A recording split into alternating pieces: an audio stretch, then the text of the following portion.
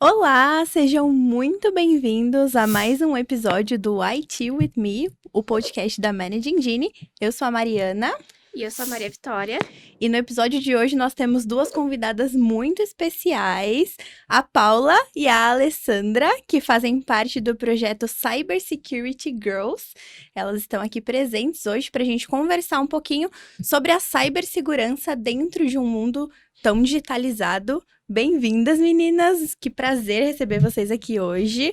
Eu tô muito animada pro nosso bate-papo. E para começar, eu queria que vocês se apresentassem para a gente já entrar na conversa, explicar um pouquinho sobre a cibersegurança. Bem-vindas. Bom, posso começar? Primeiro, obrigado pelo convite, né? Eu sou cofundadora da comunidade Cybersecurity Girls, né? Meu nome é Paula Papes, estou aqui com a Alessandra Martins, que é uma das nossas voluntárias e mentoras da comunidade. É um prazer enorme estar aqui podendo falar com vocês de um assunto que a gente gosta muito, né? Eu trabalho na área de tecnologia há mais de 20 anos, em cibersegurança mais recente, nos últimos 7, 8 anos, porque também foi um assunto que foi crescendo, né, nos últimos anos. Quando eu iniciei, né, na área de tecnologia, não era muito comum se falar em cibersegurança, apesar de sempre ser uma necessidade, da forma como a gente vive hoje, não era. Né? Então, a Uhum. gente realmente foi aprendendo e crescendo com esse mercado, e até por conta disso que a gente viu a necessidade de apoiar outras mulheres para se interessar e entrar na área. Porque quando a gente começa a entender o mercado e a necessidade dele, né, a gente começa a perceber que não tem mulheres, assim como grande parte das áreas de tecnologia. E cyber menos ainda. Então, foi por isso que a gente se motivou a criar essa comunidade e ser um ponto de apoio para as mulheres, né, que desejam entrar e conhecer um pouco mais da área de cibersegurança. Bom, como a Paula já falou, eu sou a Alessandra Martins, eu faço parte aí da mentoria da comunidade, né? Sou voluntária e já há um tempinho, né, amiga? Lá no 5 começo, anos. já 5 anos. Ela entrou logo no comecinho. Eu entrei bem no começo mesmo e realmente a gente notou essa necessidade de criar mais oportunidades para as mulheres, né? Da qualificação, a partir do que a gente pegava de problemas no mercado, né? Cada uma na sua experiência de trabalho aí. Eu também tenho exatamente 20 anos de carreira de TI. E na área de segurança, desde que eu comecei, porque na verdade, quando eu comecei, eu entrei pela área de infra, então naquela época era essa questão, né? Eles não separavam a segurança de infra, tipo, segurança é o quê? Ah, é o firewall, então tá com a infra. Segurança é o quê? Ah, lá, o backup, a rotina de backup do servidor tá com a infra. Então, eu acompanhei justamente essa mudança de SI, de ser uma área de segurança técnica, né, de implementação de controle, para realmente a segurança da informação que está online e offline, e aí do online surgiu esse recorte aí que é o cyber, né, porque o avanço da digitalização das empresas, então a área de cyber cresceu. Se viu uma necessidade de olhar para essa área digital, para a segurança dessa área digital com mais rigor, né, digamos assim, porque aí a partir do momento que você foi migrando, aí o pessoal foi vendo oportunidade, explorando ataque, incidente, lá, lá, lá. Aí eles entenderam, opa, então, não é mais só SI. Eu tenho que olhar para esse processo que eu estou digitalizando a minha empresa, para esse ambiente, para esse cyberespaço. E aí veio essa questão de olhar para o cyberespaço, né, de olhar para a questão da cibersegurança. E eu acompanhei todo esse paradigma, inclusive essa questão de cloud, né, de sair do on-premise para o cloud, de um modelo de desenvolvimento ali mais waterfall para agile, que aí você tem softwares sendo produzidos em um período de tempo um pouco mais curto, enfim, e aí você tem vulnerabilidades também sendo produzidas em um tempo mais curto, porque se você não colocar a questão da segurança ali, você vai ter problemas, e a gente vê isso constantemente, né? Então, eu acompanhei, continuo acompanhando, estudando, quem está nessa área nunca para de estudar, e aí a gente compartilha muito disso na comunidade para colocar mais mulheres aí nessa área. Muito legal. E dentro desse cenário de segurança da informação e cibersegurança, vocês enxergam que a maioria das empresas já realizou essa separação ou ainda está bem integrado? Como que vocês enxergam esse cenário entre segurança da informação e essa separação, esse entendimento da necessidade de cibersegurança dentro das empresas? Olha, eu não sei a Paula, mas as pessoas fizeram, dos clientes que eu tenho, virou um. Tem uns que só fazem cyber e ele esquece da segurança da informação. E por que que eu digo que eles esquecem da segurança da informação? Porque o cyber, ele está restrito a esse ambiente digital, o cyberespaço.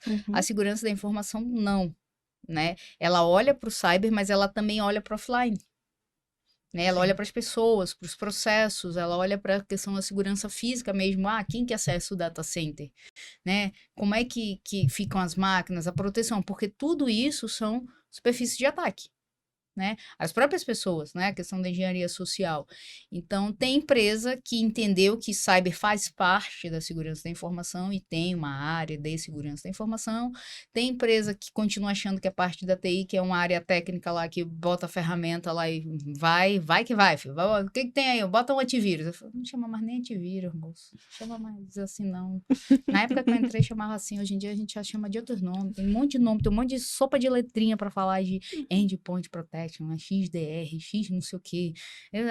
Enfim, até a questão das nomenclaturas já mudou, né? Quando eu comecei lá, pô, era antivírus. Hoje você fala de anti-malwares, anti-isso, proteção de endpoint, etc. Então, não é toda empresa que está preparada para isso. Né? Tem empresas que ela tá olhando a coisa muito pontualmente. Entendi. Vocês acham que talvez falte uma democratização ao entendimento do que é a cibersegurança, a saber diferenciar exatamente o que é isso? Porque realmente é o que você falou, elas acham que ainda um antivírus, ficar nesse método mais antigo vai resolver, elas não têm a dimensão do que realmente envolve ali a cibersegurança, do que pode infiltrar, de quantas vulnerabilidades a gente tem hoje por causa da transformação digital e de tudo que está conectado, né? Porque hoje é seu celular que está conectado ao notebook, que está conectado à TV, que está conectado à Alexa e é tudo junto. Então, talvez as pessoas tenham mais dificuldade de perceber, de entender a dimensão disso. Eu acredito que sim. Eu acho que falta um education, né, que a gente diz, que é uma evangelização de todo o mercado sobre o que é efetivamente segurança, como a Alessandra está explicando. Na minha visão, acho que tem aí 2 pontos importantes, né? Primeiro, entender que o perímetro mudou, né? Porque a gente faz a segurança baseada num perímetro, né? E antigamente a gente estava no ambiente físico, aí você tem o ambiente em nuvem, aí você tem uma série de alterações nisso, então o teu perímetro mudou. E o outro ponto é o entendimento do que é ameaça, né? Diante do que, principalmente com o advento da pandemia, que mudou muito, né, a forma de trabalhar das pessoas, então você tem que rever o que a gente fala sempre da inteligência de ameaça, né? O que é uma ameaça para você? Porque o nosso trabalho de segurança é proteger. Proteger em relação ao quê? Né? Então, se você não entende qual é a sua ameaça, como é que você planeja uma proteção? Esse é o ponto de partida. Né? Se você não entende, aí entra fortemente a gestão de risco. Mas se você não entende do risco do seu negócio, do que fere a continuidade do seu negócio, como é que você vai pensar numa proteção efetiva?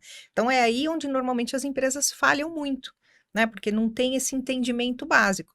E aí, para ajudar, né, entra, como a Alessandra falou, uma série de sopa de letrinhas, de coisas, de tecnologias que mudam o tempo todo, que é um mercado muito vibrante nesse sentido, né, de opções que mudam, porque as ameaças também mudam. Então, a empresa tem muita dificuldade em acompanhar isso. Então, você pega um cenário, por exemplo, de uma pequena empresa, né, você vê golpes, né, de toda sorte, de todo tipo, com coisas muito básicas, né, porque justamente as pessoas não têm esse conhecimento. Então, elas têm que realmente fazer um esforço para tornar a segurança como parte da sua estratégia de negócio, né? Segurança não é um custo apenas, é um investimento, porque isso vai garantir a sobrevivência do seu negócio e tentar atuar da melhor forma possível, né? Buscar apoio, né? A gente entende que a empresa não tem como resolver sozinha. Ela precisa buscar o apoio de uma empresa especializada, de um consultor, para poder alcançar esse objetivo. Porque realmente, assim, a tendência que a gente vê, a gente que vive e estuda esse mercado, né, as coisas mudam muito rápido. Então, quando você resolveu um problema de uma ameaça de um lado, já começa a vir outra de outro, porque o crime está aí. Né? O crime se digitalizou muito mais rápido do que as próprias empresas nesse sentido, né? Ele viu ali uma oportunidade, né? Porque Uhum. uma pessoa que faz isso é um criminoso, né? A gente precisa dar o nome certo às coisas, né?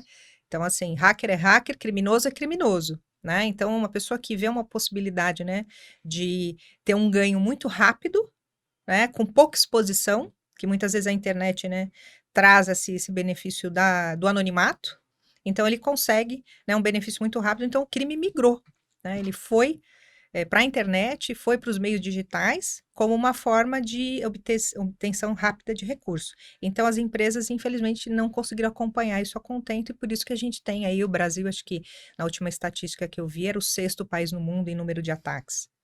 Uhum.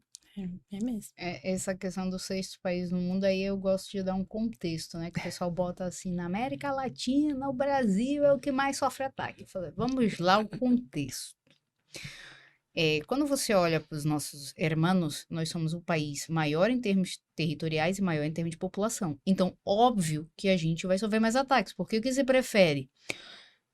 Roubar os 220 milhões de dados ou roubar 5 milhões de dados de um outro país? 10 milhões? Cara, eu vou no alvo maior. Por quê? Porque quanto mais eu conseguir abocanhar daquele alvo, melhor para mim. Então, quando eu miro um país com, lá como a gente tá, eu acho que tá perto dos 240, 250, sei lá, milhões de pessoas, né? A nossa população. É esse o mercado que o bandido quer. Ele não quer um mercado que... 5 milhões, entre 5 milhões e 200. Não, eu quero 200. Então, primeiro, eu gosto de dar sempre esse contexto. Por que que a gente é mais atacado? Primeiro, em termos numéricos, a gente tem isso. Segundo, aí a gente tem a questão essa da profissionalização da segurança e da visão da segurança como estratégia. Que aí isso é importante, porque qual é a grande questão, principalmente com a LGPD aí, né? Eu trabalho muito com esses projetos e processos de adequação, a Paula sabe disso, que eu sou uma pessoa que vive brigando com os advogados por causa de umas atrocidades que a gente vê. E eu falei assim, a primeira conta que chegou com a LGPD foi para as empresas que sucatearam a segurança por muitos anos. Porque para eu cumprir minimamente a LGPD, incluindo até os direitos dos titulares, eu vou ter que olhar para a questão de segurança que a empresa não olhou por anos. E óbvio que isso não vai sair barato. Porque se você sucateou, se a tua empresa tem 20 anos e tem 20 anos que você não olha para a segurança, porque você diz assim, mas o meu negócio não é só sobre segurança. Então eu trato a segurança como paliativo, eu só faço o mínimo. Eu não olhei para ela como uma estratégia de negócio, eu olhei para ela como um custo. Então, óbvio, vai sair caro. E aí, no que vai sair caro, a empresa não faz, ou faz meia boca. E aí é um prato cheio para quem quer atacar, porque ele sabe, é um país com 220 milhões e que as pessoas investem mal em segurança, que não tem uma cultura de segurança, que segurança é reativa e não proativa. Então, quando você junta esses ingredientes, você tem o terreno perfeito para ataque. Né? Porque você diz assim, um país que tem tudo isso de usuários, de população, de dados, e não investe em segurança corretamente, é aqui que eu vou. É diferente de você olhar para outros países, por exemplo, como Estados Unidos, Singapura, o próprio Japão. Estados Unidos, em termos de população, ele tem uma população maior que o Brasil. Né? Ele acho que ele está em 300 milhões, 300 e pouco. Então, ele já passa um pouco o Brasil em termos populacionais. Mas tem uma cultura de segurança. É diferente.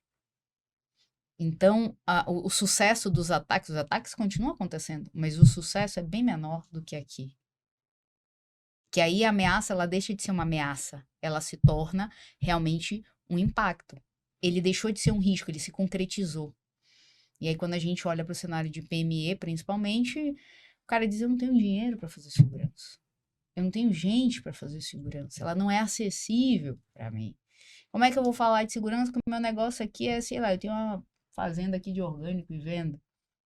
E ele não tem noção de que aquilo pode ser prejudicado. Como eu vi, acho que isso já tem um tempo, acho que uns 5, 6 anos atrás, uma fábrica de móveis em Goiás que parou, quase faliu a fábrica. Por quê? Foi invadido, parou a linha de produção, era tudo automatizado, e os caras estavam lá parados.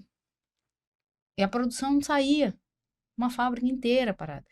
E não era uma fábrica gigante, era isso que eu tô falando, uma média empresa. E o cara achava que segurança é o quê? Ah, segurança não é pra mim não, cara, bota aí até o próprio contexto de firewall já mudou hoje em dia.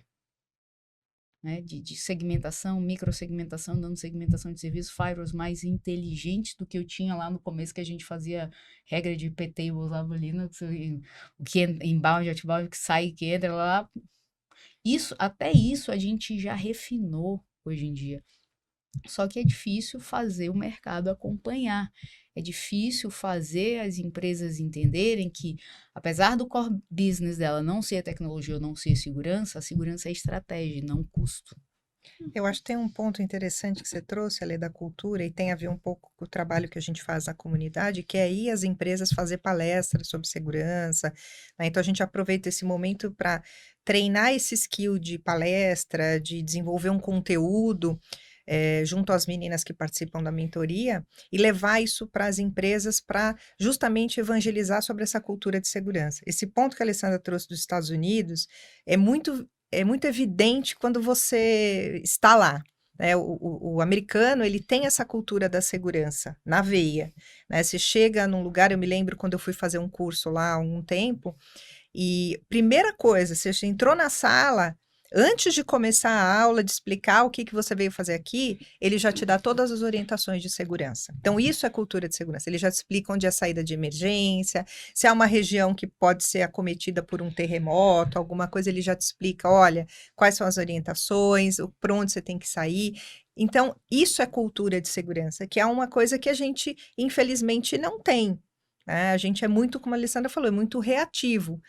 Então, hoje tem todo um trabalho já falando com as crianças sobre segurança, cuidados nas redes sociais, né? É um absurdo a forma como as pessoas expõem, né, a vida nas redes sociais. Isso é um prato cheio para golpista, né? Para quem está afim de fazer alguma coisa contra você. Então, você tem que educar para esse sentido, né? Para a cultura de segurança. É lógico que vai levar um tempo, né? Infelizmente, a gente acaba levando mais tempo quando são processos culturais, né? Para você colocar em prática. Mas é necessário fazer isso. E aí a gente paga um preço alto, né? Por isso que a gente está aí nos rankings infelizmente, dos piores indicativos, né?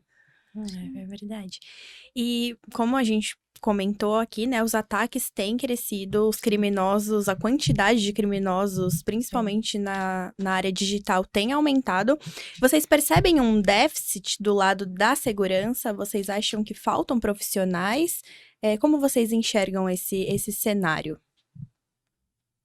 Quer começar? Ou quer que eu comece? Começa você. Olha, pelos dados da própria Square, né, que faz a certificação do CISP, por exemplo, né, que é uma certificação profissional de segurança, parece que esse ano, ou é 2024, 2025, sei lá, eles diziam que a gente atingiu um gap aí de, parece que 5 milhões de profissionais de segurança no mundo, não era no Brasil, era no mundo.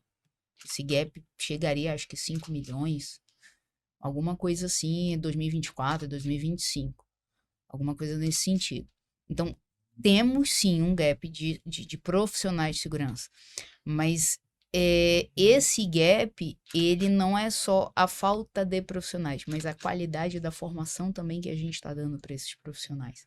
Porque hoje você vai ver vagas aí e você, primeiro, tem um lado RH ruim de job description, né? Que o cara bota lá, o júnior. Não, mas pera, isso aqui não é o júnior, pai. Isso aqui é um especialista, ou um sênior aqui. Então, você tem um lado que é quem está contratando não sabe especificar. Por outro lado, quem vai fazer a avaliação, a triagem, né? Realmente avaliar esse profissional, às vezes também não sabe recrutar. E o outro lado, profissionalmente no currículo, ou então assim, cara, ele tá falando o que ele aprendeu, mas às vezes a qualidade do que ele aprendeu não bate com o que a empresa e o mercado tá precisando, né? Então, por exemplo, essa semana, lá no sábado dando a mentoria, uma moça veio falar comigo e falou assim, então, eu tenho 4 disciplinas de engenharia de software na minha faculdade, mas nenhuma fala de segurança no desenvolvimento de software. Então, eu tenho um problema de formar profissionais de qualidade. Então, lógico que vai faltar. Se eu não estou nem sabendo formar, se a minha formação, se a minha base está ruim, como é que eu vou olhar para esse gap? É óbvio que vai faltar. Eu tenho que olhar para essa qualificação, por isso volta no que a Paula falou, da questão da cultura. As pessoas têm que se interessar por isso, porque normalmente as pessoas hoje elas estão terceirizando a culpa, né? Assim, nunca a culpa é delas, a culpa é do mundo menos delas. Né? Então a gente tem que ter autorresponsabilidade de fazer a meia-culpa. Peraí. Onde que eu, como pessoa, errei aqui na carreira e eu preciso me melhorar como profissional, buscar uma qualificação de melhor qualidade, me aprofundar no tema, e onde que o mercado não está me ajudando. Então, a gente tem esses pontos para avaliar. As pessoas têm que olhar para a carreira, eu como governo, pensando na sociedade, preciso dar consciência de que todo mundo tem o seu papel dentro da segurança. Porque a pessoa chega, ela diz assim, na empresa, a segurança é o problema do departamento de segurança. Não. Engenharia social, cara, você é parte da empresa. Então, assim como você é parte do problema, você também é parte da solução. Você precisa entender que você tem papel na segurança. A segurança não é a área de segurança, a segurança é você também. E aí isso serve para a vida das pessoas. Por que eu falo que isso serve para a vida das pessoas? A Paula sabe, recentemente eu passei por um episódio que levaram meus celulares. E todo mundo sabe, todo mundo, né? Eu tava vendo, São Paulo parece que a média é um roubo de celular a cada 3 minutos, uma coisa assim. Tava com uma média dessa assustadora. E aí todo mundo lá com litígio com o banco, porque roubaram o celular e roubaram a pessoa, né? Me roubaram 2 celulares, a carteira com todos os cartões físicos e não conseguiram tocar em 1 centavo meu. Porque a segurança que eu vendo para os meus clientes eu pratico. Então, tudo aquilo que eu recomendo de controles, de ferramentas, aquilo que está acessível, claro, para mim, porque eu não tenho o mesmo poder de compra que uma empresa, aquilo que está acessível para mim eu faço. Por quê? Porque eu sei que a responsabilidade da minha segurança é minha. Quando eu estiver na empresa, eu tenho a minha parcela e a empresa tem a parcela dela. Mas fora de lá, eu tenho responsabilidade por mim. Então, a nossa cultura tem que abranger isso, essa educação. Para depois a pessoa, quando entra no ensino superior, no ensino técnico, buscar e dizer assim, acho que isso aqui ainda não está suficiente, quero me aprofundar mais, estou sentindo falta de mais coisas. Então, realmente, a gente tem esse conjunto de fatores de formação cultural, social, que leva a esse gap de profissionais. E aí, para completar, você ainda tem a falha no recrutamento, na especificação, enfim, às vezes até na questão de remuneração, né? Algumas vagas meio over, ou de mais ou de menos, enfim. Eu acho que tem uma questão, a gente está há 5 anos com esse projeto, né, da mentoria, e eu venho acompanhando muito de perto todo esse tema de capacitação, né, até porque a gente cria nós temos dentro da mentoria, né, uma trilha de estudos que a gente segue, são 10 sessões, onde a gente dá um overview da área de cibersegurança para as pessoas que estão participando da mentoria. Então, aí, com isso, ela consegue entender melhor, né, o que abrange essa área e se posicionar naquilo que ela vai, como a Alessandra falou, se aperfeiçoar. Não é que a pessoa vai fazer as 10 sessões e vai sair pronto para estar atuando se ela não teve nenhum contato prévio, nenhuma formação prévia. Mas ela começa a ter um direcionamento. E quem já está na área começa a entender melhor como crescer ali, né? Para que caminhos ela direcionar. Porque você não vai conseguir ser especialista em tudo. Você vai ter que escolher alguns caminhos.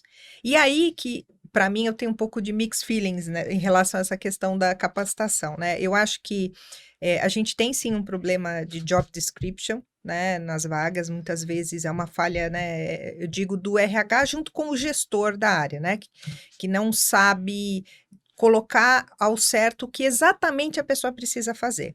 Muitas vagas, às vezes você vê lá, precisa de inglês fluente. Gente, estamos num país onde só 4% da população tem inglês fluente. Se você já coloca isso, você já criou um corte que as pessoas não vão se candidatar. Aí, quando você vai olhar, será que realmente a pessoa vai ter a necessidade, né, de contato diário com a língua para ter essa exigência? Ou você colocou aquele requisito ali porque possivelmente ela pode ter um problema em uma ferramenta que ela está utilizando, que é uma ferramenta que não é do Brasil, é uma ferramenta americana, ela vai ter que entrar em contato com suporte técnico, que muitas vezes você fala por e-mail, por chat, que você usa o inglês técnico, vamos dizer assim, e aí você já tirou essa pessoa do processo de seleção. Então, esse é um ponto que eu acho que a Alessandra falou muito bem, a gente precisa começar a olhar com mais cuidado, né? Porque a gente está, às vezes, colocando uma régua e está deixando muita gente que está afim de entrar de fora. Eu acho que tem um ponto das empresas que precisa-se, como qualquer empresa, investir na formação, na escola de base. Você começa a colocar as pessoas em atividades, né, vamos dizer, mais simples, para ela ir ganhando conhecimento, né, e você vai fazer a formação dela ali dentro da empresa. As empresas também têm esse papel social, né, de trabalhar na formação da mão de obra. Tá? Não é só pedir que a pessoa venha com tudo pronto, senão você só vai contratar sênior. Né? E mesmo uma senioridade, ela vem do seu conhecimento técnico e da sua aplicação desse conhecimento. Porque eu posso estudar um assunto por um ano, decorar tudo aquilo. Na nossa área tem muito isso, tem diversas certificações que você pode lá conhecer tudo, decorar todos os termos, mas você nunca interagiu diretamente com aquilo. Você nunca teve a experiência de implementar, por exemplo, aquela ferramenta. Né, implementar aquele processo. Isso traz uma vivência que nenhum curso dá. Então, por isso que você tem o papel da empresa na formação e na capacitação das pessoas. E, por último, as próprias pessoas. Não dá para querer tudo mastigado, não tem atalho. Né? Às vezes a gente começa a mentoria e as pessoas vão desistindo ao longo do caminho. Né? Esse foi o primeiro aprendizado que eu tive. Né? A gente abre um número de vagas e vê as pessoas saindo, porque elas começam a perceber que tem que investir tempo, tem que se dedicar, vai ter que estudar pelo resto da vida. E eu acho que quem não entender isso, não é que vai estar fora da área de cibersegurança, vai estar fora do mercado, entendeu? E se você não entender que capacitação, como vocês na área de vocês, se vocês continuarem, né, fazendo o que nós estamos fazendo aqui hoje, daqui 20 anos, com certeza a gente não vai estar aqui, porque as coisas vão mudar.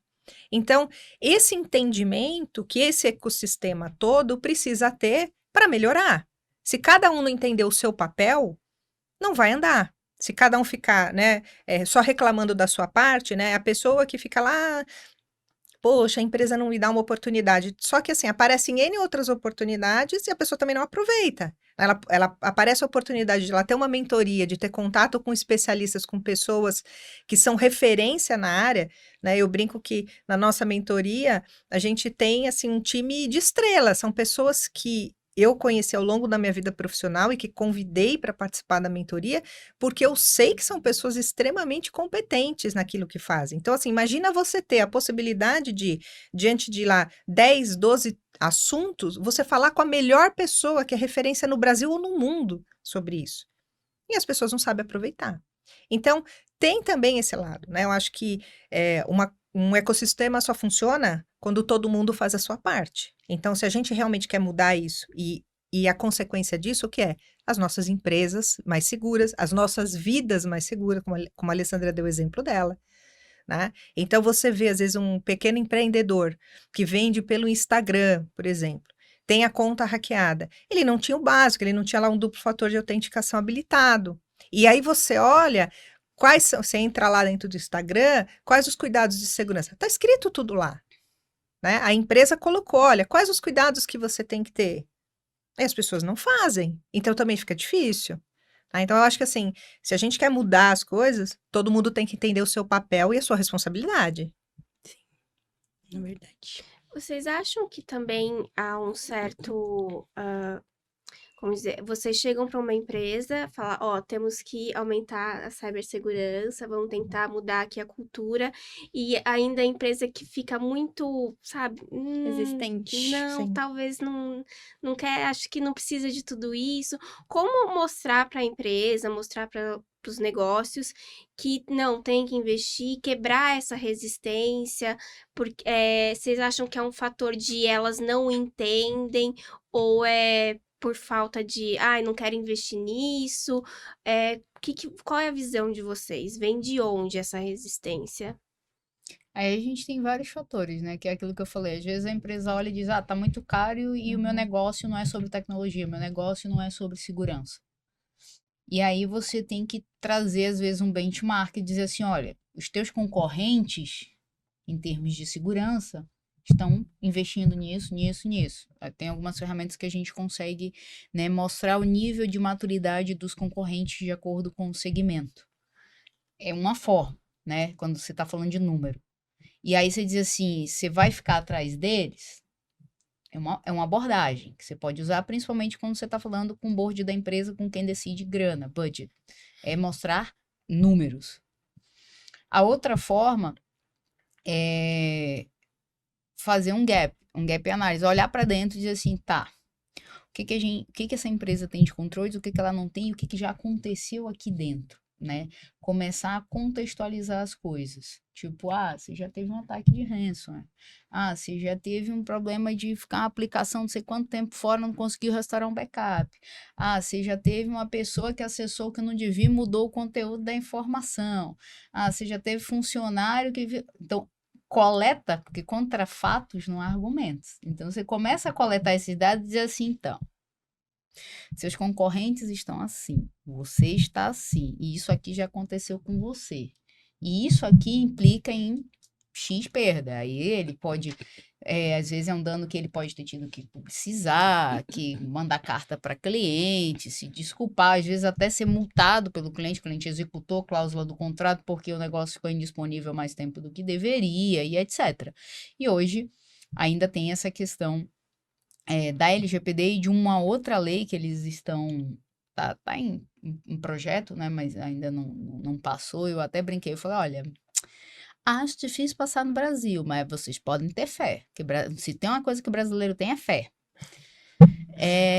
Que é uma lei que obriga as empresas a publicizar os incidentes de segurança, independente, tá, da LGPD. É um outro projeto de lei. E aí, se você faz isso, aí pode ser que mude a forma como a empresa vai enxergar, tratar segurança. Porque aí ela vai pensar duas vezes e, pô, cara, o nome da minha empresa vai estar lá estampado. Vou te dar um exemplo disso. Aí, em 2020 para 2021, eu faço parte também de um outro instituto chamado IBRASPD, Instituto Brasileiro de Segurança, Proteção de Dados e Privacidade. E a gente fez uma live, foi muito interessante. O Fleury foi invadido, né? Foi invadido, ficou indisponível e demorou um tempinho. Acho que uma semana por aí, uma coisa assim que eles demoraram para resolver um incidente lá.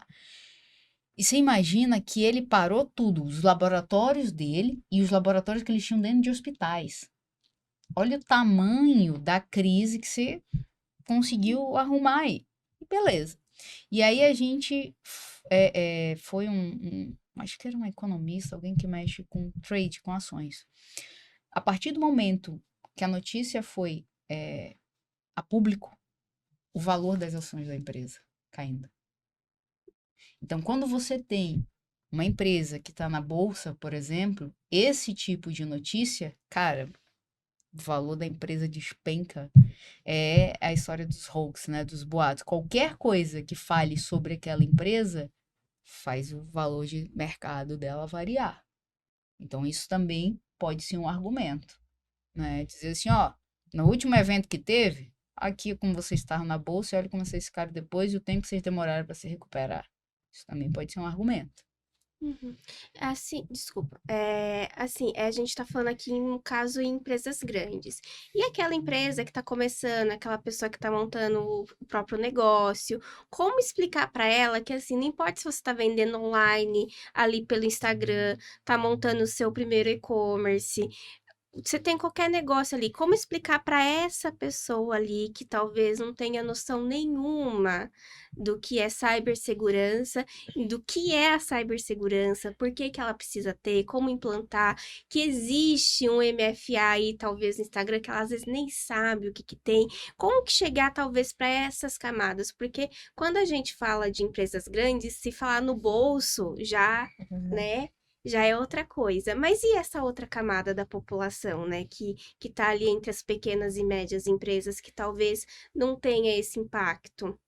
Por onde começar, né? Para É. esses pequenos negócios. Olha, eu acho que aí nós, profissionais da área, temos um papel importante, que é justamente fazer esse trabalho de evangelização, né? Eu acho que a gente tem um papel social nesse sentido. Então, um pouco como a gente faz na nossa comunidade, né? Recentemente, a gente fez uma palestra, né, para um grupo de mulheres empreendedoras, né? E falando sobre os riscos de cibersegurança, né? Então, constantemente a gente acaba recebendo convites ou gerando até ações nesse sentido para levar essa conscientização. Porque, como você falou, isso não fazia parte, né, do entendimento desse empresário que ele precisaria disso. Tá? Então, para mim, eu acho que a comunidade profissional tem um papel importante e os próprios governos, né? Você tem entidades, né? Por exemplo, como o Sebrae, deveria promover, né, bastante esclarecimento sobre isso, porque é um ponto importante. Assim como o empreendedor tem que saber da parte financeira, desenvolver a parte de RH, muitas vezes a pessoa empreende ali por necessidade, não por opção, então ela não tem esses skills todos. Então, a gente tem que sim fazer um trabalho para ajudar essa pessoa a ter consciência disso. E aí, as próprias empresas que geram serviços para esses empreendedores, usar isso como um diferencial de mercado, né? Quer dizer, se eu tenho uma ferramenta, né, que o empreendedor usa, como o Instagram, né, para fazer o trabalho dele, e que eu ainda agrego segurança nessa ferramenta, qual a possibilidade desse empresário ficar comigo na minha ferramenta ou ir para outra? Né? Porque ele vai começar a perceber que, poxa, aqui eu tenho um serviço melhor, então eu vou continuar usando essa ferramenta. Então, é todo um ecossistema que, se você começa a girar nesse sentido, você vai trazer esse conhecimento para o pequeno empreendedor. Né? Então, ele tem que minimamente saber que ele precisa, né? E aí tem o desafio da cultura, como a gente já falou, porque aí vem a questão de percepção de risco. Muitas vezes as pessoas não têm ideia de que esse risco a afeta. Ela às vezes pensa assim, mas eu sou uma pessoa que não movimento muito dinheiro, minha empresa é pequena. Eu vi um caso, né, que chegou na comunidade para a gente pedindo um auxílio, como fazer, né, porque a pessoa ficou desesperada. Ela tinha um Instagram e perdeu a conta e ela vendia ali algumas coisas, né, enfim, um pequeno empresário, e a pessoa pediu R$ 2.000 para rever a conta dela. E assim, provavelmente às vezes pode ter sido até um moleque que fez isso, né? De casa, que. Script Kid aí. E nem era talvez, né, alguém de um grupo criminoso, a gente sabe que tem grupos que fazem isso. Então, assim, ela nem tinha noção, que ela, poxa, mas eu sou tão pequeno, eu vendo aqui umas coisinhas e tal, mas não interessa, né? A gente fala muito uma máxima na nossa área que não é se você vai ser atacado, é quando. Porque na medida que você se torna, né, um alvo possível, como a Alessandra falou, o cara está procurando facilidade. Então, se ele encontrar as tuas informações, então, assim, o monitoramento das suas informações na internet, né? A gente tem hoje serviços que fazem isso. Então, você tem que trazer, né? Não é porque eu não sei que isso vira uma desculpa para eu não fazer, né? Eu tenho que trazer isso para o meu negócio. Isso é uma condição de sobrevivência do meu negócio. Teve um caso também que a gente ficou sabendo que a pessoa conseguiu reaver a conta e a pessoa apagou todos os históricos. Então, você imagina você ter que gerar o conteúdo que você ficou ali, talvez anos gerando do seu Instagram e tal, você tem que fazer tudo de novo. Né? Quanto tempo levou para a pessoa? Quer dizer, isso tudo, né, é o que a gente fala na área de continuidade de negócio. Tudo impactou o seu negócio, impactou o seu faturamento. Quanto isso representa em dinheiro? Por mais que você não seja uma grande empresa, isso vai te afetar. E às vezes vai levar meses para você recuperar isso. Então, você tem que ter essa consciência. Eu acho que o trabalho que vocês estão fazendo aqui é importante, né? Trazer esse tema para as pessoas falarem, poxa, eu preciso me preocupar com isso. E aí tem um outro ponto que é, como a Alessandra falou também, de legislação, né? Infelizmente, quando não é pelo amor, é pela dor.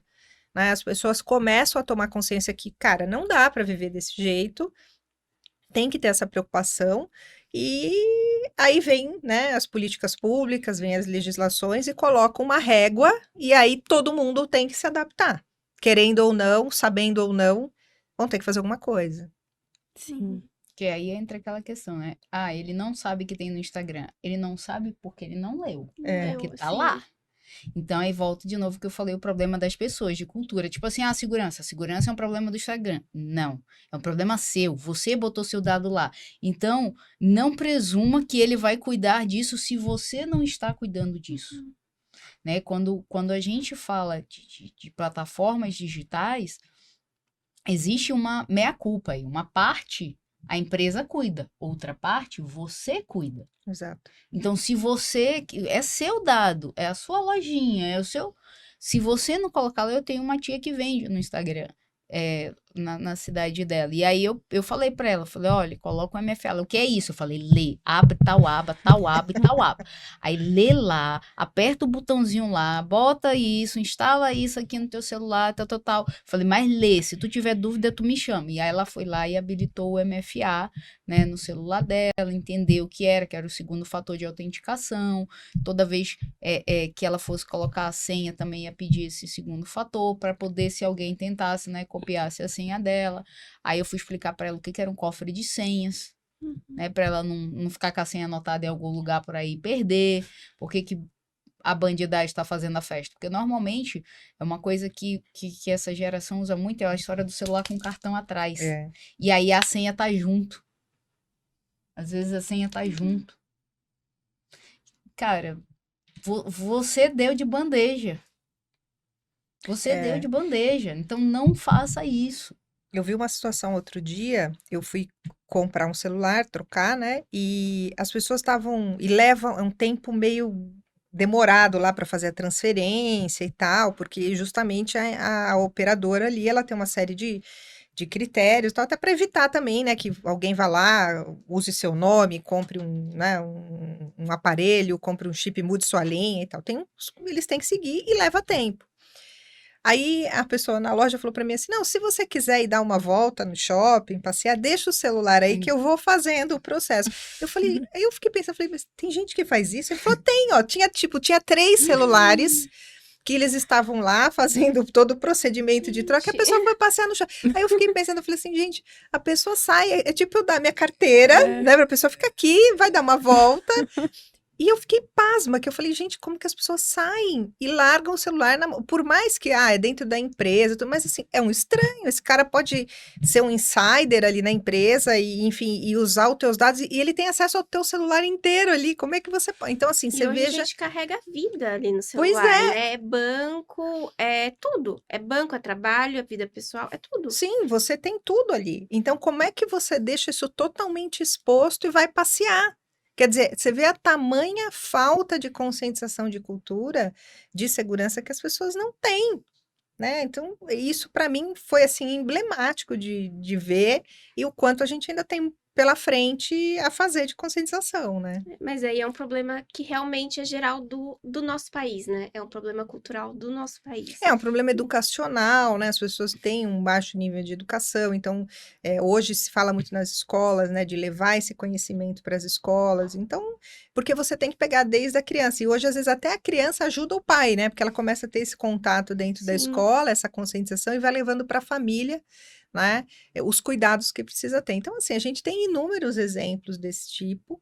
E, infelizmente, a gente tem que fazer um trabalho, né? E eu acho que a gente, na nossa comunidade, a gente faz isso de forma voluntária, porque a gente acredita que só assim a gente vai realmente conseguir melhorar e ter um nível melhor, né, de conscientização. E aí aquilo que eu digo, na internet tá aí. O cara procura um monte de porcaria no Facebook, no WhatsApp, fica passando aquelas correntes lá.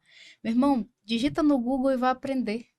O governo, além do Sebrae, ele tem vários cursos gratuitos na própria escola do governo. Tem escola do governo que está lá dando curso desde linguagem de programação, Python, de governança de dados, tem um explicando o que é LGPD, né, para a pessoa entender o que é o direito, e numa linguagem acessível e de graça. É só a pessoa ir lá buscar. O Comitê Gestor da Internet do Brasil promove vários cursos.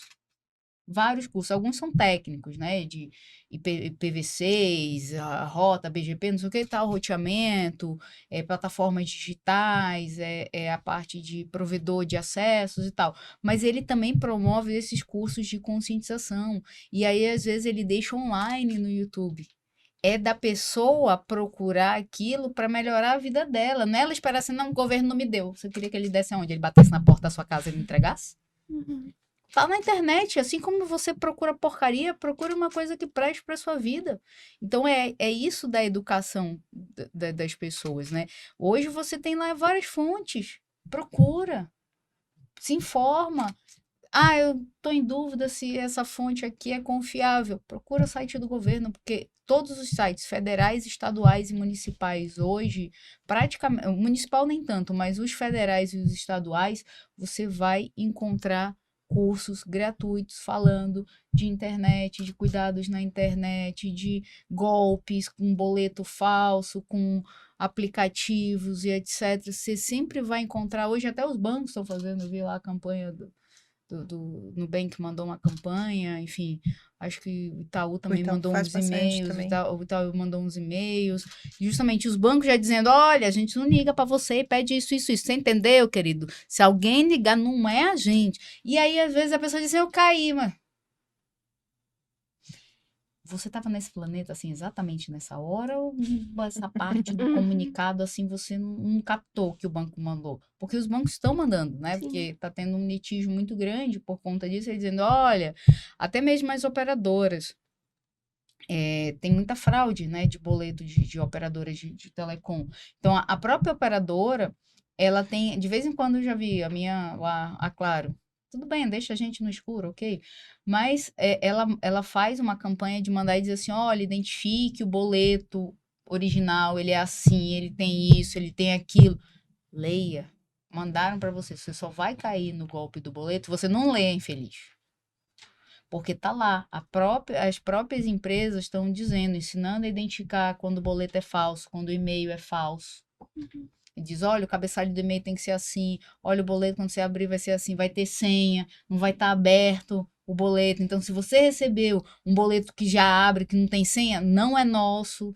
Tudo isso são coisas, né, que eles vão embutindo a segurança e vão tentando passar para as pessoas, só que as pessoas não querem ler. Isso também é um problema. É que a gente cai sempre nessa questão cultural de educação. As pessoas aqui a gente tem um problema que não querem ler, né? Então, se recebe um negócio que é em texto, geralmente pula. A gente faz isso direto de aceitar os termos sem ler. A gente não lê, a gente só passa, assim, né? Tipo, a grande maioria. Então, a gente cai muito nisso. E eu ia até mencionar que agora tá saindo propagandas dos bancos para ver se fica um pouco mais acessível, né? De alertar, ó, se você receber a ligação, receber uma mensagem, alguma coisa assim, pedindo seus dados, não passe porque não é o banco, para ver se talvez as pessoas vendo ali no visual, ouvindo, fica mais fácil do que mandando um e-mail, do que mandando uma carta, né? E a pessoa tem que entender, assim, né, como você falou, né, o banco faz a campanha e tudo mais. E tudo isso tem, a facilidade tem um custo, né? Por exemplo, você quer ter um serviço melhor, com mais segurança, isso tem um custo. Você, como consumidor, também tem que entender isso. Eu tenho que pagar mais por isso, porque existe um investimento, né? Agora as pessoas, elas não, elas querem tudo de graça, né? Então, assim, você sabe que tem aquela máxima, né? Se é de graça, então o que tá, você que é Produto. o produto, né? Uhum. Então, você tem que entender o que você está trocando, né? Quando você vai lá e dá seus dados. Então, você tem que também ter um pouco essa consciência, né? Eu acho que as pessoas trocam muito fácil isso, né? Qualquer benefício, isso como você falou, não avalia, não olha, não entende. Então, se você tem um serviço que tem uma qualidade de segurança, então valorize aquele serviço, né? Porque é aí que a gente vai fazer o education do mercado, né? Porque você vai valorizar, você vai seguir aquela empresa, porque aquilo é importante para você. Então, acho que hoje, a gente, como a Alessandra falou, você comentou, os bancos, né? Hoje a grande maioria dos ataques das pessoas é direcionado aos aplicativos bancários, né? Tem uma infinidade de ataques direcionados a isso. Então, você tem que fazer o seu dever de casa, né? Saiba se você está lá com o aplicativo atualizado, né? Se alguém entrou em contato com você, você tem os canais oficiais, né? Então, qualquer pessoa que entre em contato com você, a gente teve milhares de vazamentos de informação, né? Todos nós aqui, o celular deve estar em tudo quanto é lugar. Todo dia alguém entra em contato com você lá pelo WhatsApp, pelo Telegram, Sim. falando oi, né? Uhum. Quer dizer, era uma coisa básica. Se você estava antigamente, quando não tinha o celular, se alguém batia na porta da sua casa, você não ia abrindo a porta para a primeira pessoa que, né? O cara bateu a porta, você abre? Não. Você vai ver quem é, você vai entender, você vai olhar, depois você vai lá abrir a porta. É a mesma coisa no WhatsApp. Aí você começa a conversar com a pessoa, então tem vários golpes de engenharia social que são direcionados nesse sentido, né? Então você precisa ter esse cuidado. Então é um trabalho que leva tempo, né? Mas todo mundo tem que fazer sua parte. Uhum. Com certeza. E falando por cima, assim, né, um pouquinho o que a gente já comentou, não tá só na mão das grandes empresas, não Sim. tá só na mão dos pequenos negócios, tá na mão do cidadão comum, com Sem seu dúvida. celular, né? E a gente vê essa exposição absurda de crianças e adolescentes na internet. E vocês têm esse trabalho também com crianças, né? Vocês, dentro do projeto também tem. E vale a pena, né? A gente vê, eu mesma com primos pequenos, irmãos, eles aprendem, eles se interessam. E muitas vezes a gente pensa que é só pro adulto, né? Mas as crianças, os adolescentes também têm que estar conscientizados dos perigos da internet, né? Eu acho que todo mundo que tem o conhecimento, né, e é uma coisa que a gente sempre fala para as pessoas que estão na comunidade, passe isso para frente, né? Vai lá ajudar a sua avó, Sim. né, o seu irmão mais novo, cuide da segurança da sua família, porque você tem esse conhecimento, né? Então, tem uma iniciativa, não é da nossa comunidade, mas que é da UONCE, né, que é o Sec for Kids, que é focada em treinar as crianças para essa questão de segurança. Eu acho isso fantástico, porque realmente você precisa dar esse conhecimento, porque uma criança que sabe, ela se protege melhor, né? Ela também deixa de ser um alvo fácil, porque a criança não tem a maldade, não tem a malícia do adulto, né? Então ela é facilmente direcionada ali. Então, quando ela começa a entender, né, de uma forma didática, o que ela deve e não deve falar, o que ela deve ou não deve fazer, é importante. Mas a gente começa muito pelos pais, né? Os pais também têm isso, né? De criar, desde cedo essa exposição exagerada a redes sociais, né? Que acaba virando até um problema, né? Um problema mental, né? Psicológico, porque a criança começa a achar que o mundo é as redes sociais, né? Então você começa a ver a criança lá com não sei quantos mil seguidores, né?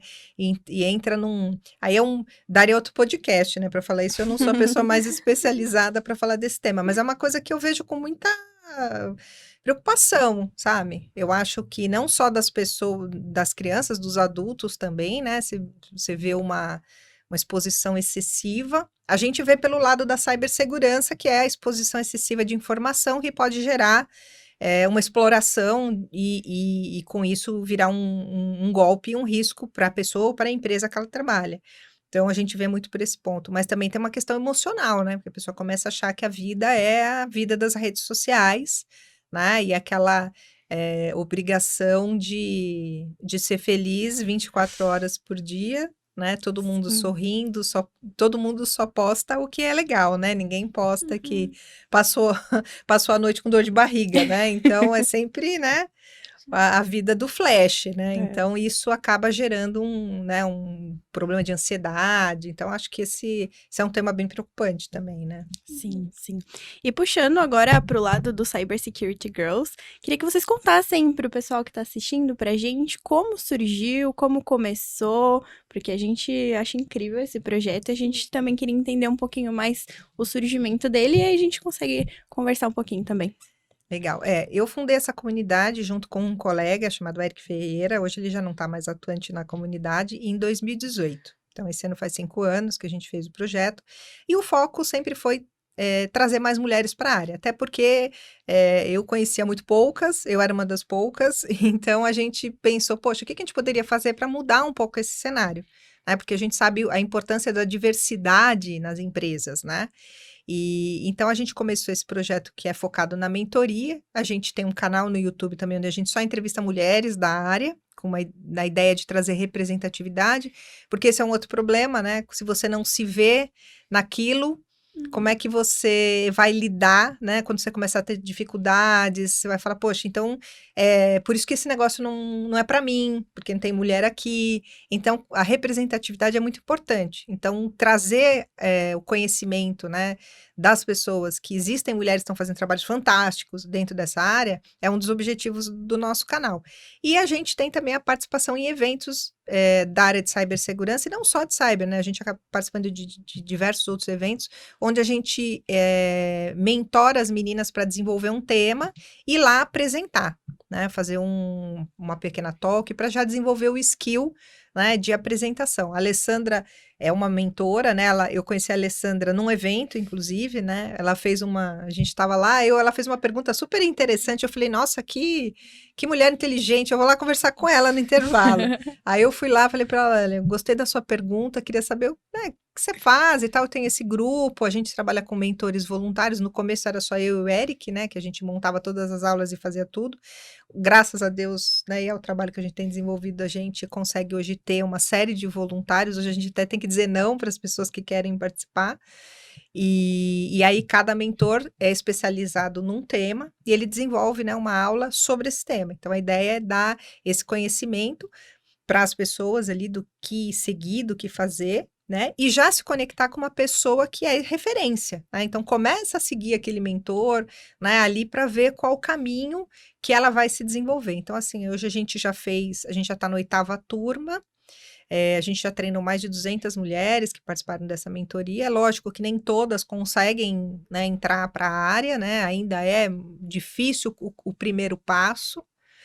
Não é fácil, mas muitas conseguiram, né? Então, hoje a gente tem um plano, né, de que a gente consiga também expandir esse trabalho não só para a área de cibersegurança, para outros temas, porque a gente entendeu que a gente criou meio que um método, né, uma forma de fazer, que pode ser aplicado também a outras áreas do conhecimento.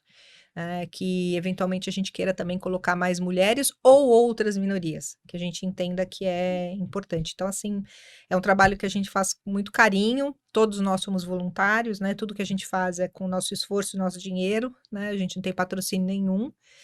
E assim, para mim é muito recompensante e poder chegar numa empresa ou num evento e encontrar uma das mulheres que participou da mentoria lá, trabalhando, atuando na área, acho que é a maior recompensa que eu poderia ter. Inclusive tem bastante, né? A Sim. gente tem agora, essa semana amanhã começa, né? O Mindsec, tem gente lá, tô lá palestrando, tem a Gabi, tem gente lá palestrando e vai ter muita gente também assistindo. Então, esse é um outro lado, né? A gente, eventos que a gente participa, a gente tenta conseguir ingressos e colocar as mentoradas lá para acompanhar, porque elas precisam se familiarizar. Como o nosso projeto aí é inicial, ou seja, é quem está começando ou quem está em transição de carreira, elas precisam se familiarizar com a área. E esses eventos ajudam, né? Então, às vezes também a gente não é só o palestrar, mas também dar acesso a essas pessoas para esses eventos, que aí essas mulheres conseguem, tipo, eu acho que depois daquela mentoria do que eu vi no evento, eu vou mais para esse lado aqui, eu vou para esse outro lado aqui, porque as pessoas acham que cyber, primeiro tem aquela questão que eu falei, que ela é um recorte da segurança da informação, né? Ela tem um contexto ali meio específico.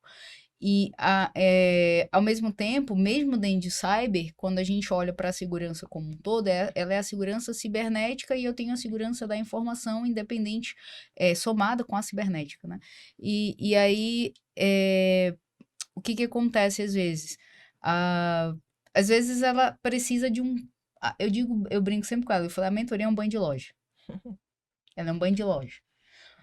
Mas você não é um clínico geral. É como se ela fosse o clínico geral, a mentoria. Só que o clínico geral, ele tem limitação de atuação. Então, por isso que a gente dá esse banho de loja, né, geral, mas depois a pessoa tem que se especializar, né? Ela tem que buscar aquela área que ela tem afinidade. Então, a intenção da melhoria é ser o gatilho. Ela não é o fim. A pessoa tem lá o gatilho, opa, não sabia que dentro de cyber tinha isso aqui, que tinha parte de perícia, que tinha, não é, muita gente acha só Red e Blue Team, né? É só Red e Blue Team, a cyber é muito mais do que Red Blue Team. As pessoas reduziram, né, ao Blue, o time que defende, o Red, o time que ataca. Cara, é muito mais do que isso, né? E aí elas tomam esse banho de loja com esses temas diferentes na mentoria e dizem assim, tá, agora eu sou, entre aspas, o clínico geral. Agora deixa eu ver onde que eu vou me especializar. Onde que eu me identifico. Às vezes a pessoa segue um, às vezes ela segue duas, enfim. E vai. A ideia é essa, mas é dizer pra ela, que ela pode. 2, que ela tem escolhas ali dentro. Porque às vezes tem gente que chega e diz assim, poxa, mas eu não programo, eu não manjo nada de programação, então Red Team, Blue Team não é pra mim. Mas eu não tenho só Red Team, Blue Team pra cyber, né? Ou então, assim, eu gosto de pessoas e tal. Tem uma coisa chamada awareness em cyber. A parte de educação, a parte de conscientizar, de tornar essa comunicação mais amigável, que entra um pouco dessa habilidade de marketing, que entra um pouco dessa habilidade de designer, UI, UX, enfim, de melhorar aquilo para atingir o público de verdade, né? E então, o que eu acho legal da mentoria é que a gente mostra as possibilidades, né? E tem um ponto também, a gente trabalha a parte das competências comportamentais. Nós temos 3 voluntárias que trabalham a parte de lifelong learning, quer dizer, a necessidade de você pensar o seu plano de carreira, o que você vai continuar fazendo, né, de evolução, principalmente dos seus soft skills, né? Então, por exemplo, olha, eu sou uma pessoa que quero seguir para uma liderança, né? Então, o que que eu tenho que desenvolver, né, do ponto de vista de soft skills, né? Então, a gente trabalha também fortemente esse lado. A gente tem sessões específicas para falar disso, de como que faz diferença você conhecer os seus pontos fortes, né? Você trabalhar bem os seus pontos fortes, você entender seus pontos fracos do ponto de vista, não digo pontos fracos, né? Mas vamos dizer os seus pontos ali de melhoria em relação aos soft skills e como lidar com eles, né? De acordo com aquela carreira, daquele plano que você está fazendo. Né? Então a gente conversa muito com as mulheres e a gente percebe que o grande gap que tem nisso, né? Da necessidade de autoconhecimento, que não é só hard skill, né? Não adianta você, às vezes eu que tenho já um pouco mais de tempo de profissão, a gente vê às vezes talentos técnicos muito grandes, mas que não se desenvolvem porque falta os soft skills, né? Quer dizer, não tem dificuldade de trabalhar em grupo, em colaborar, né? Em colocar a sua ideia, né? Em falar em público. Então, uma série de requisitos que você precisa trabalhar para você ser um profissional completo. Então, a gente aborda isso também na mentoria, com a ajuda desses voluntários que são especializados nisso, para trazer essa visão para as meninas, para elas saberem, olha, eu tenho que trabalhar meu hard skill, porque as pessoas vêm muito assim, não, eu tenho que saber isso, eu tenho que saber atacar, eu tenho que saber usar a ferramenta X, eu tenho que saber... Mas e os soft skills? Porque quando as coisas começarem a dar errado, o que vai sustentar é os soft skills. A hora que você tiver vontade de desistir, porque você tá tendo um monte de problemas, quem que vai te sustentar? A resiliência que você vai precisar é o teu soft skills. Né? Eu acho que hoje eu vejo que se eu soubesse disso lá atrás, quando eu comecei, e tivesse buscado as ferramentas para me desenvolver nesse ponto, eu acho que eu estaria muitos passos acima do que eu estou hoje, do como eu gostaria de estar. Porque eu não sabia, ninguém me falou. Né? Quando eu comecei, não se tinha muito essa visão. Né? Hoje a gente fala muito mais disso, né? Da importância do soft skills, de desenvolver o autoconhecimento. E isso, para mim, assim, na nossa área, em qualquer outra, muitas vezes é decisivo. Né? Então, eu acho que esse é um ponto que a gente também discute bastante com elas. E quais são as maiores dificuldades que essas mulheres chegam até vocês? Olha, eu acho que o que a gente vê a gente tem uma ideia dentro da mentoria de dar uma oportunidade para quem ainda não teve. Né? Então, se a pessoa já teve outras oportunidades, às vezes já vem de uma situação social mais privilegiada, a gente procura, durante a seleção da mentoria, fazer esse filtro, né? Para realmente dar uma oportunidade para quem não teve. E a gente vê histórias extremamente desafiadoras, né? Assim, a gente vê como é difícil para a mulher, né? Como tudo é mais difícil, é mais penoso, né? Mas o que a gente tenta trazer é o seguinte: a gente sabe que é, né? A gente tem dupla jornada, e tem muita gente lá que é mãe, né? É pai e mãe, vem de lares com situações de abuso, vem de todo tipo de problema. Mas eu acho que a gente tenta dar uma visão para ela assim, que não é porque você passou por isso que você vai se limitar a sonhar, a desejar ter uma carreira, a buscar sua liberdade financeira. Para a mulher, numa sociedade machista como a nossa, a liberdade financeira é a questão de sobrevivência. Muitas vezes você sai de um relacionamento, não se expõe a um relacionamento abusivo, porque você tem uma condição financeira de sustentar. Porque é fácil falar da cadeira, né, de que tem um teto e um prato de comida, né? É fácil falar das escolhas, né, dos outros quando você tem retaguarda. E quando você não tem? Quando você tem que fazer a construção disso sozinha. Então, a gente recebe muitas situações nesse sentido, né? E aí a gente tenta trabalhar muito essa questão da autoestima delas, né? De dar um senso ali de grupo, de que ela está numa rede de apoio, né? Que ela tem um grupo de mulheres que também passaram por situações difíceis e principalmente que ela pode sonhar.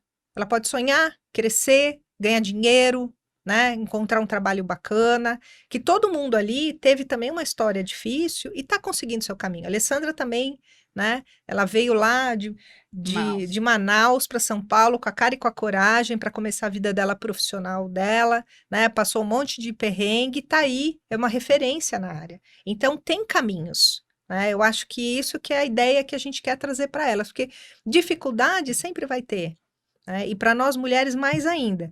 Mas se a gente, ao invés de olhar para o problema, olhar para a solução, é o caminho que a gente quer mostrar para elas, que tem solução, tem caminho, pessoas conseguiram.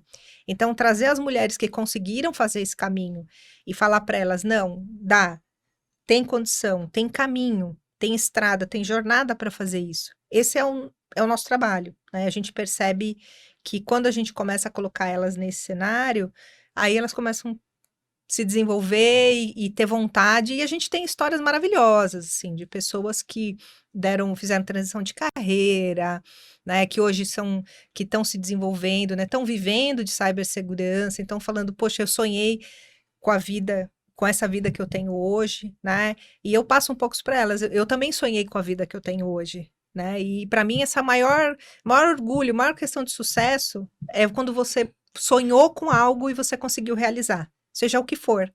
Então a gente tenta trazer um pouco isso para elas, porque às vezes chegam mesmo muito machucadas. Essa questão comportamental, familiar, psicológica, ela é bem complicada para as mulheres. E aí pesa, porque isso aí influencia no outro lado, o lado educação, formação, né? Então, normalmente é assim, às vezes também as meninas perguntam, qual faculdade que eu faço? A faculdade não é lá essas coisas, qual após? Aí isso vai de encontro com as questões, né, do ambiente que a pessoa tá. Às vezes ela achava que ela não podia fazer, que ela não tinha alcance, e aí a gente começa a mostrar que dá, né? Que dá para fazer, que dá para ter. Só que assim, não é fácil. Não, né, tipo, filho, você não é um pônei e não vai ter arco-íris todo dia. Bota isso na sua cabeça.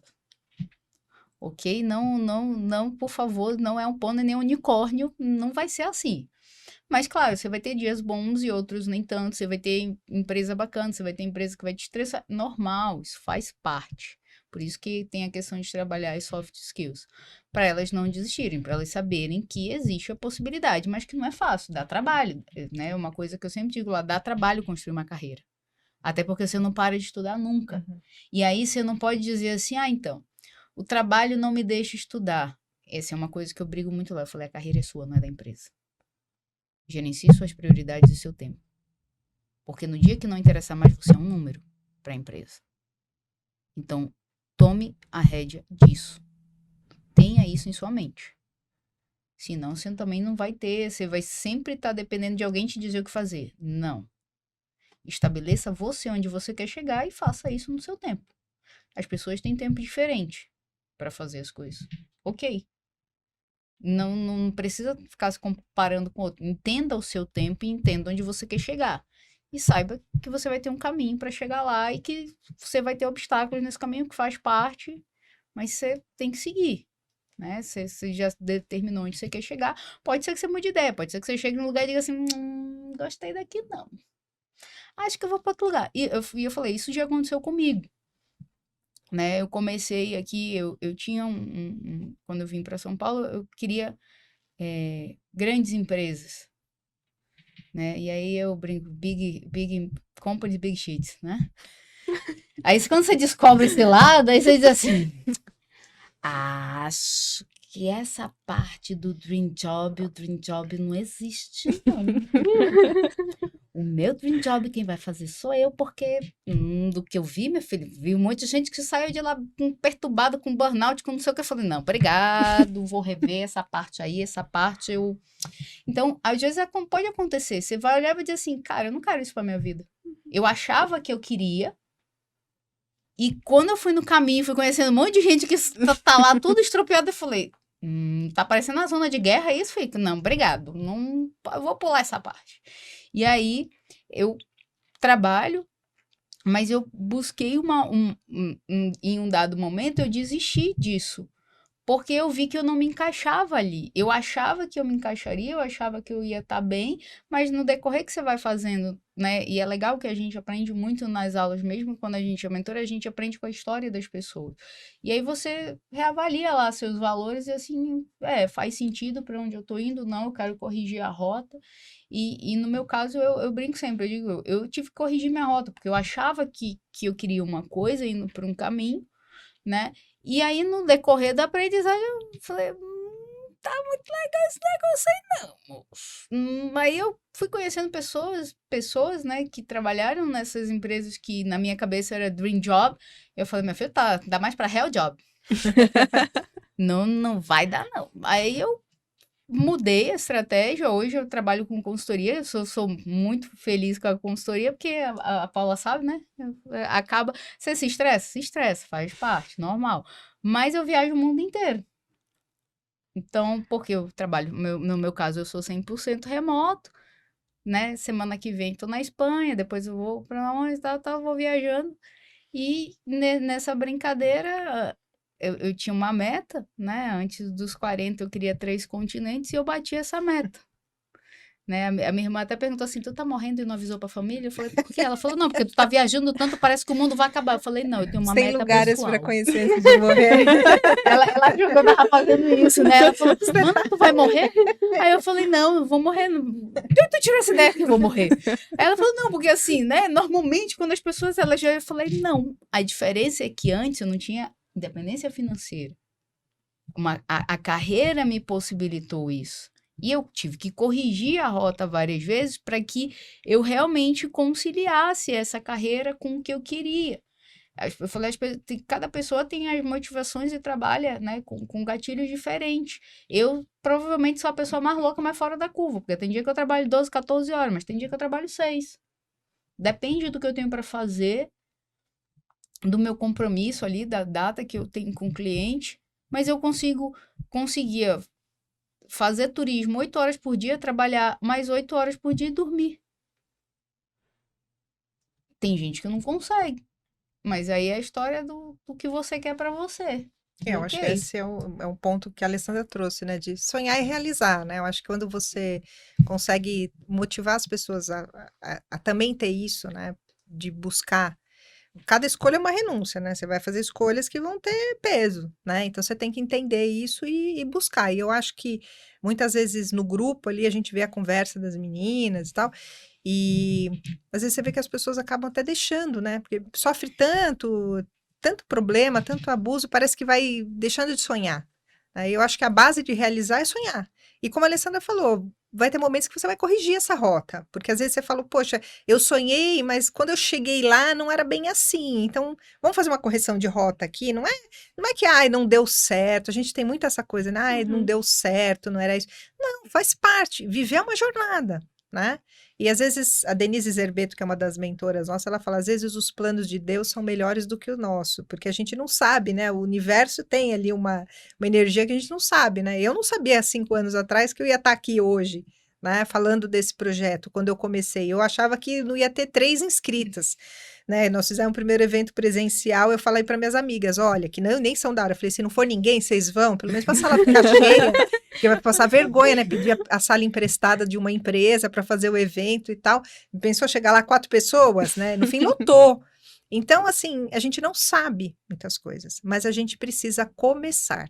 Então, às vezes eu vejo muitas mulheres assim, ai, não sei se eu vou. Começa. Simplesmente começa. Se aquilo estiver no fluxo da sua vida, de uma forma ou de outra, o universo vai ajeitando, você vai lá, você conhece uma mentora, você vai, quando você vai ver, assim, você olha para trás e fala, nossa, que legal, né? Teve erros, teve acertos, mas eu vivi essa jornada, né? Hoje eu sou uma pessoa diferente do que eu era há 5 anos atrás, pelo todo esse processo que eu passei. Então, eu acho que esse é o caminho que a gente tenta dar para as meninas ali, né, na mentoria.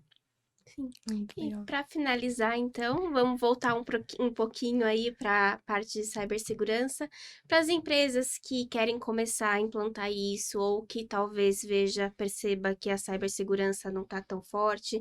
O que vocês dão de dica? Quais seriam os primeiros passos? Como ir atrás disso para tomar as rédeas aí da cibersegurança interna da empresa? Eu deixo você começar. Melhor. Olha, na minha visão, acho assim, o primeiro ponto é trazer o assunto para a mesa, né? Colocar isso na pauta da sua empresa, de como lidar com esse problema, né? Então, você tem que trazer isso para discussão e buscar ajuda. Nem é obrigado a saber tudo, né? Buscar ajuda especializada, né? Você tem aí N recursos, pagos, não pagos, aí vai depender do nível de conhecimento que você tem. Mas eu acho que esse já é o primeiro passo. Trazendo isso já é um grande começo, porque muita gente não está olhando.